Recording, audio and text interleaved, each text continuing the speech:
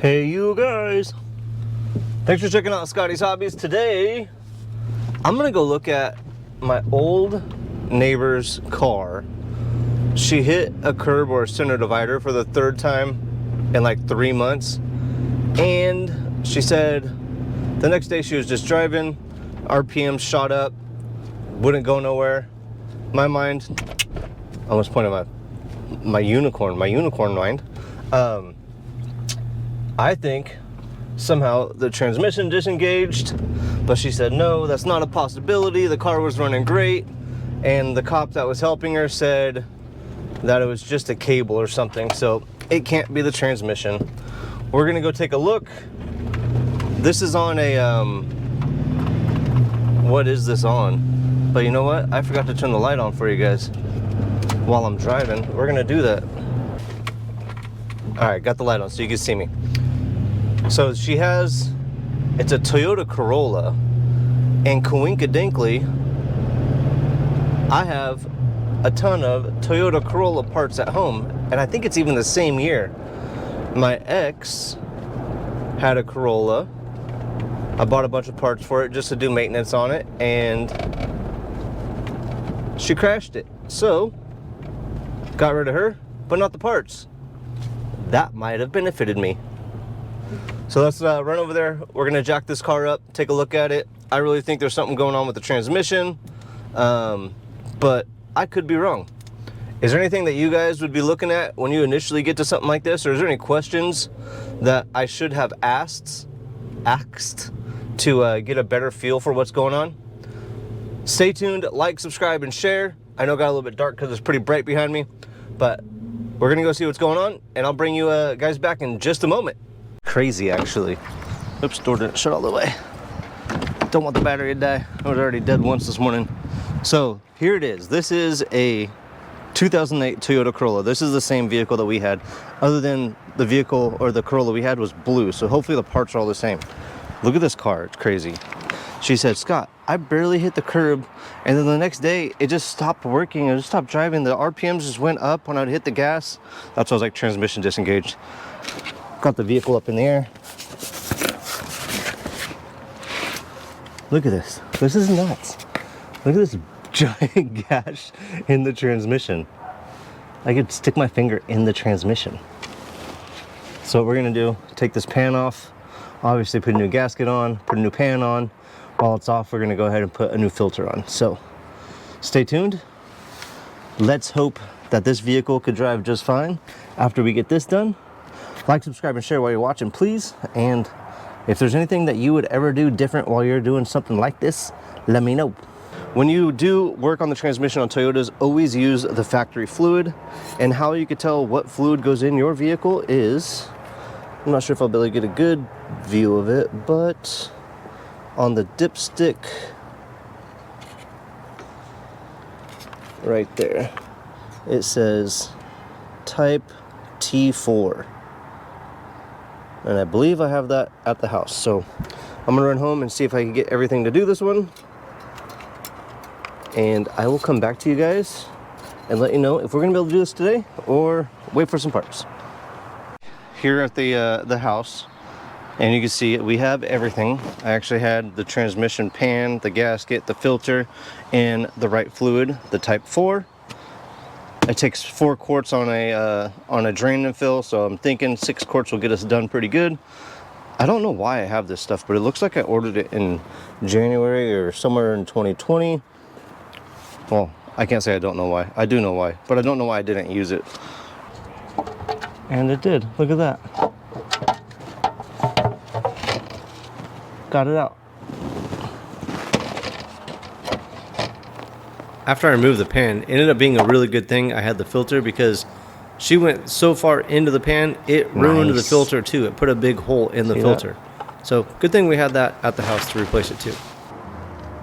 Try this again. Get this up here. Get my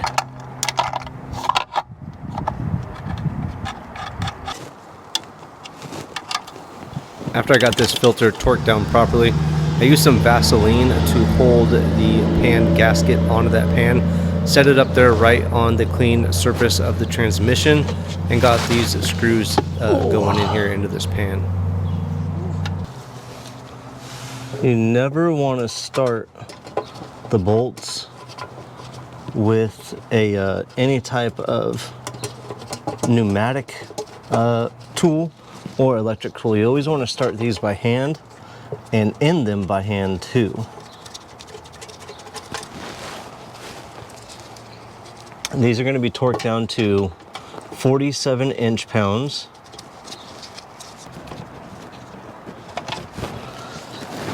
Now when I tighten these down, I'm not going to go in a circle pattern. I got the torque wrench set to 47 inch-pounds. I'm going to go like here to here to here to here.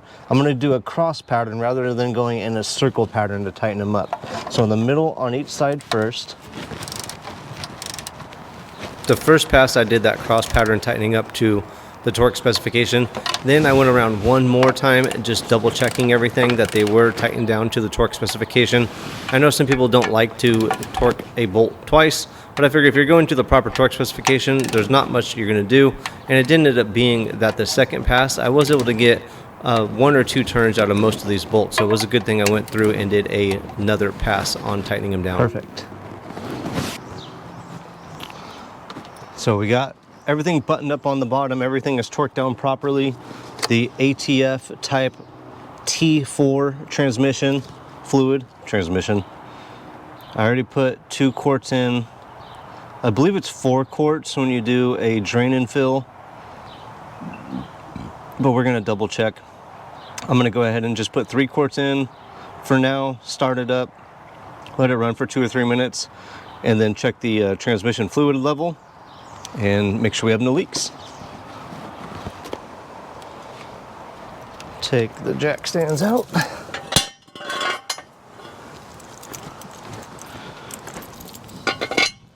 Get this thing on level ground.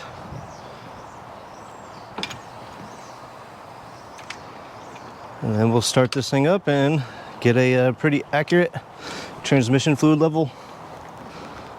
All right, so we got 4.5 quarts in this thing so far.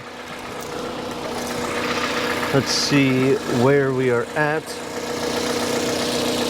It's not that warm. Oh, it's still going down the dipstick hole, hopefully. If not, I way overfilled it. Let's hope that's not the case.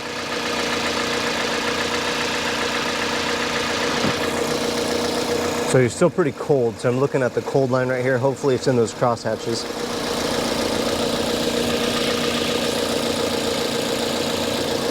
And it's still below. This thing's taking a lot. While this thing is warming up, pretty good idea to just look under the car and make sure there's no leakage. And we're looking pretty darn good. I don't see anything leaking right now. Oh, perfect. Right above the little divots on the cool line. I'm gonna call that good.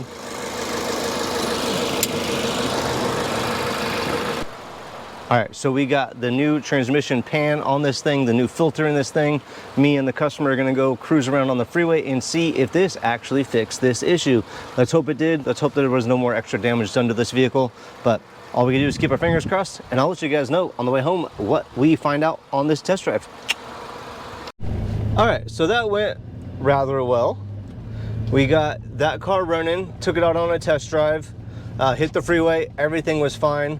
So if you hit the center divide and your RPMs go up and the engine or the vehicle doesn't go anywhere, chances are you have something disconnected, or the transmission has somehow came disconnected from the engine.